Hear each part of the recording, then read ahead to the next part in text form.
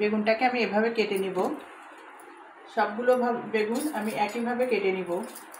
কেটে পানিতে দিয়ে দিব, কারণ বেগুন কেটে রাখলে কালো হয়ে যায়, আর পানিতে দিলে বেগুনটা আর কালো হয় না।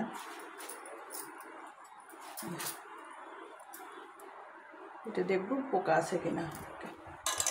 আমি এখন বেটে নিব।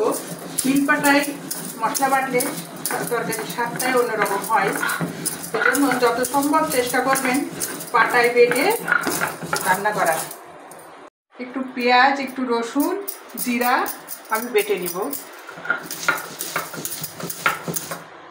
আমি কড়াই গরম করে কড়াইতে তেল দিয়ে দিয়েছি। এবার ডিমগুলো কড়াইতে দিয়ে দিব। ডিমগুলো একটু কেটে দেব, নাহলে ছিটাবে, এভাবে কেটে দেব।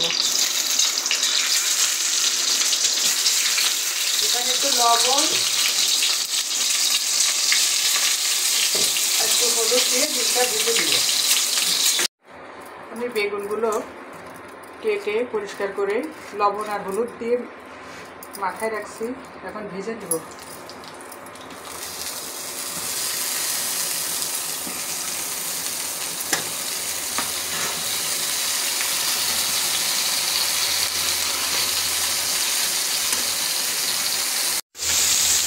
আমার বেগুনগুলো ভাজা হয়ে গেছে, আমি এবার উঠাই নিব।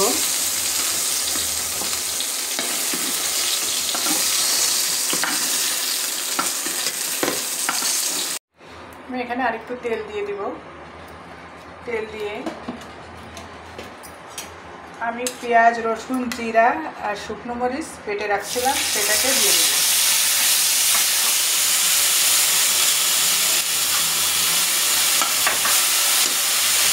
একটু লবণ, একটু হলুদ, মশলাটাকে ভালো করে ভেজে নেব। মশলাটা ভাজা হয়ে গেছে, এবার পানি দিয়ে দেব।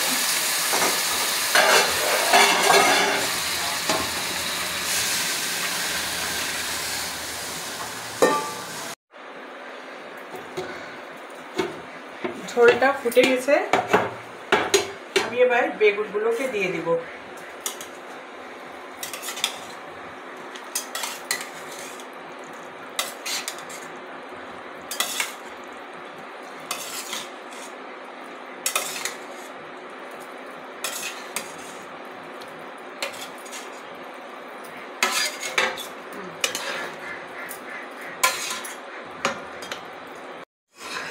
আমার বেগুনগুলো এখন প্রায় হয়ে এসছে। ডিমটা দিয়ে দিব, ডিম আর কাঁচামরিচ দিয়ে দিব।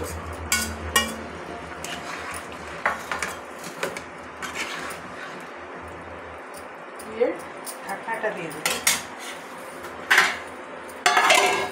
ঢাকনাটা আজকে ভেঙে গেছে।